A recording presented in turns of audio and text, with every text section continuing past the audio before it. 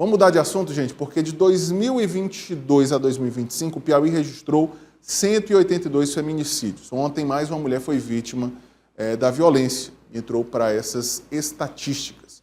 E aí tem um dado da Secretaria de Segurança que chama a atenção.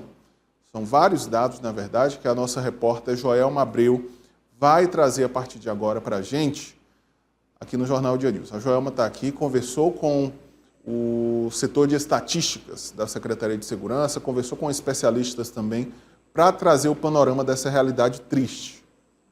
Só em 2024 foram mais de 30 casos. A Joelma pode me corrigir, né? Mas foi um número bem elevado. Esse ano também as estatísticas vêm chamando a atenção, com alguns casos de grande repercussão, casos de feminicídio que, infelizmente, ainda acontecem. Joelma Abreu, boa tarde para você. Quais são os dados e por que essa realidade é tão preocupante? Boa tarde, Natan, e a todos que acompanham nossa audiência pelo Sistema Dia de Comunicação. Esses dados foram divulgados pela Secretaria de Segurança Pública do Estado do Piauí e fazem parte da biografia da vítima de feminicídio. O que esses dados trazem? De janeiro de 2022 até abril deste ano, morreram 187 mulheres vítimas de feminicídio. E desse número, mais de 87%, cerca de 88% dessas mulheres mortas, elas nunca fizeram um boletim de ocorrência contra os seus agressores. Hoje eu estive na Secretaria de Segurança Pública do Estado do Piauí e conversei com a especialista, a pesquisadora delegada Eugênia Vila, que estuda esse tema há bastante tempo. E aí, em relação a esses dados, ela confirmou que há mais perguntas do que respostas. 182 mulheres mortas de 2022 a 2025. A pergunta é, por que 82% dessas mulheres não fizeram um boletim de ocorrência? Foi por medo, não tinha delegacia próxima, é a distância entre essa delegacia. Quem são essas mulheres? Qual é o perfil dessas mulheres? O que impediram dessas mulheres procurarem a justiça, procurarem a autoridade policial? São perguntas que devem se responder, além desses dados que revelam que, apesar de existir uma rede de proteção à mulher vítima de violência doméstica, essa rede ainda não chegou a essas mulheres. Somente 12% tinha boletim de ocorrência. Vamos conferir mais detalhes na reportagem. Dados divulgados pela Secretaria de Segurança Pública do Piauí revelam que entre janeiro de 2022 a abril deste ano, 182 mulheres foram vítimas de feminicídio, quando uma mulher é morta por desprezo ou discriminação à sua condição de mulher. Das 182 vítimas, mais de 87% nunca fizeram um boletim de ocorrência contra seus agressores. O boletim de ocorrência é essencial para que as autoridades policiais tomem conhecimento sobre a violência. Tanto a mulher vítima quanto vizinhos podem registrar e pode ser feito em qualquer delegacia. Segundo a delegada Eugênia Vila, pesquisadora na área de gênero e feminicídio, os dados trazem mais perguntas do que respostas. Ele sinaliza que tem mulheres que não procuram a gente, a delegacia. São poucas as que estão sendo assassinadas, né? Então, revela que 88% não nos procurou, a maioria, né? E 12% nos procurou. Então, revela, a priori, que nós estamos salvando vidas. Então, quais as vidas que nós não estamos salvando? Essa é a grande pergunta. Por que não nos procura? A grande pergunta. Nós precisamos responder por que essas mulheres não estão nos procurando. A delegada também afirma que, em muitos casos de feminicídio, a mulher não percebe o risco ou a situação em que está. Por isso, é importante sempre procurar a polícia. Nossa casa, num relacionamento abusivo, Joelma, é o ambiente com maior risco para nós. Então, isso você pode perguntar, e por que a mulher essas mulheres assassinadas não se dão conta do risco. É uma questão que é chave. Por que elas não se dão conta? Por que elas não percebem? Nós afirmamos, elas não percebem que elas estão em situação de risco. É preciso uma outra pessoa avaliar a situação de risco. Agora, para tanto, ela precisa procurar a gente, precisa procurar a polícia, precisa procurar a rede de proteção. Além das delegacias da mulher, toda a sociedade pode denunciar pelo Disque 180. O serviço funciona de forma gratuita e sigilosa, 24 horas por dia e 7 dias por semana, oferecendo orientação e encaminhando os casos para os órgãos competentes. Em regra, vizinhos sabiam da violência e não nos procuraram. Familiares da mulher sabiam dessa violência e não nos procuraram. Então, é preciso que a sociedade, a família, todos se engajem para salvar essa mulher. Se ela não está conseguindo visualizar o risco, é preciso que alguém nos procure, não é? E nos dê essa informação para que a gente possa colocar essa família no nosso radar de proteção. O boletim de ocorrência é a principal forma que as autoridades tomam conhecimento da mulher que foi vítima de violência e possam tomar atitudes para que essa violência pode ser interrompida. E é importante frisar, Natanael, que não é só a mulher vítima de violência que pode denunciar. O vizinho, alguém que tem conhecimento daquela violência também pode denunciar, para que a gente não chegue ao estágio à última instância dessa violência, que é o feminicídio. Antes de acontecer o feminicídio, essa mulher já passou por outras agressões, já passou por outras violências, seja verbal, seja física, seja moral, e é um ciclo. Para que esse ciclo não termine na morte da mulher, é importante que tanto essa mulher, quanto as pessoas, quanto a sociedade, realize essa denúncia.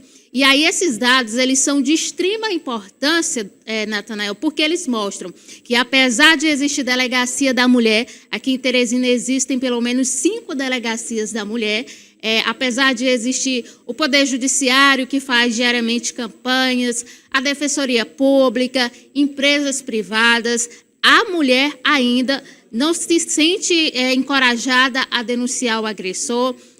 Muitas pessoas ainda não denunciam, e esses dados, eles são extremamente importantes para o desenvolvimento de políticas públicas mais assertivas que impedem a morte de mulheres aqui no Piauí. De 2022 a 2025, 182 mulheres. E o feminicídio não faz somente a mulher como vítima, ela também faz vítima o filho, uma mãe que fica sem a filha, ela faz de vítimas, uma família inteira. Por isso que é importante a sociedade somar forças. E falando em questão de desenvolvimento de políticas públicas, aqui em Teresina, infelizmente, a gente não tem um transporte eficiente. Aí você imagina aí, uma mulher que mora lá no bairro Vila Irmã Dulce, é agredida pelo marido, e aí não tem um transporte público eficiente. Como é que ela vai fazer para se deslocar para uma delegacia da mulher? Como é que ela vai fazer para fazer um boletim de ocorrência? Às vezes não tem crédito ali no celular, às vezes o agressor tomou o celular. Como é que essa mulher vai pedir ajuda? Como é que essa mulher vai fazer com que sua voz seja ouvida pelos órgãos competentes? Eu falei delegacia da mulher porque na delegacia da mulher, essa mulher, ela vai ser ouvida de forma diferenciada, ela vai ter uma pessoa especializada ali para ouvir o relato dela. Mas é importante frisar que qualquer delegacia pode registrar o boletim de ocorrência.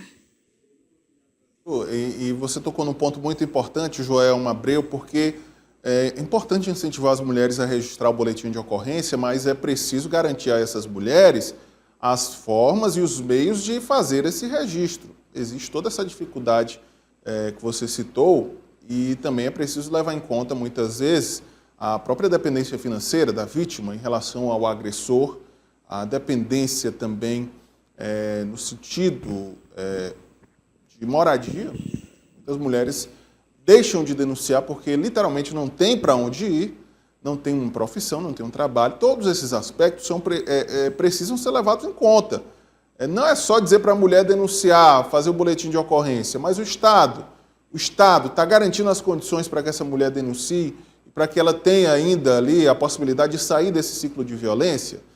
Tudo isso precisa ser levado em conta, né? Não é só o boletim de ocorrência, mas também garantir que, de fato, essa mulher tenha a possibilidade de quebrar, romper esse ciclo de violência a qual está submetida. E aí a importância, né, dos dados, a Joelma trouxe bem, para a formulação das políticas públicas. É importante que haja todo esse trabalho multidisciplinar, não apenas da segurança pública, mas também da própria formação dos mais diversos aspectos, né? Formação profissional, a formação educacional, todas as condições para que essas mulheres quebrem o ciclo de violência.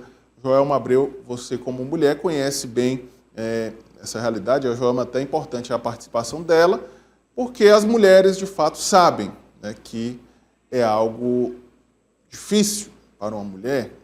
Estamos aqui falando do cenário não só do Piauí, mas de todo o Brasil. As mulheres precisam desse suporte governamental para mudar essa realidade, Joelma.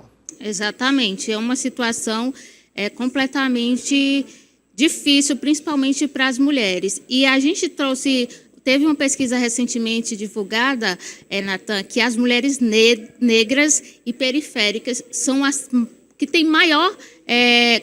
tem um dado maior, são as maiores vítimas de violência doméstica. Também tem que olhar a interfaces desses dados. Não é só apresentar os dados como a mulher não está procurando a delegacia, mas por que ela não está procurando?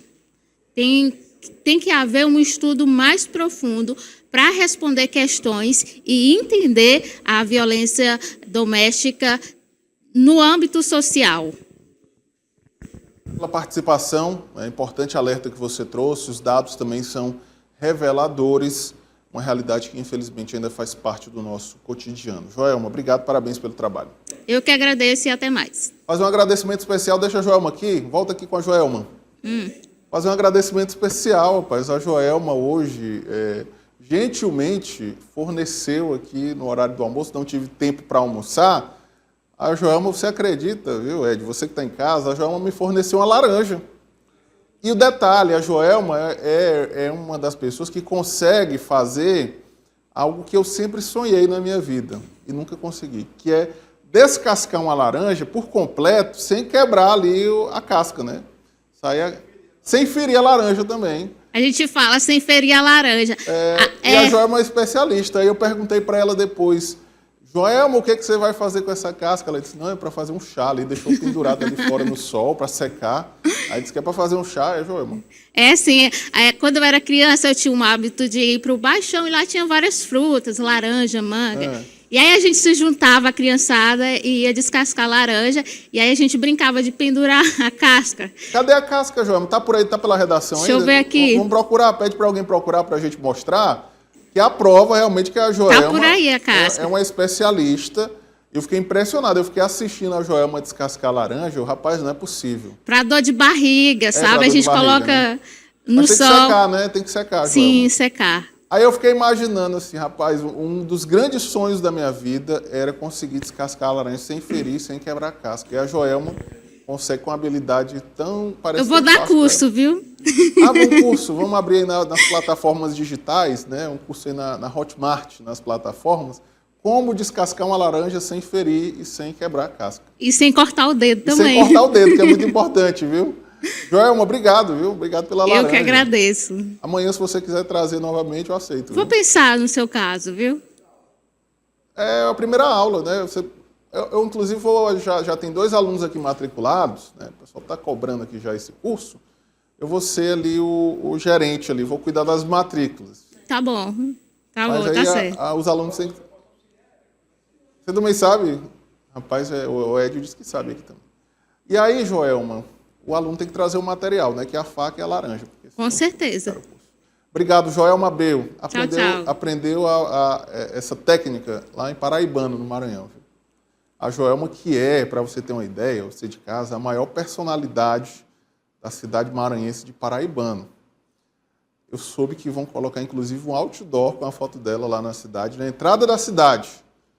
Paraibano, terra da jornalista Joelma Abreu.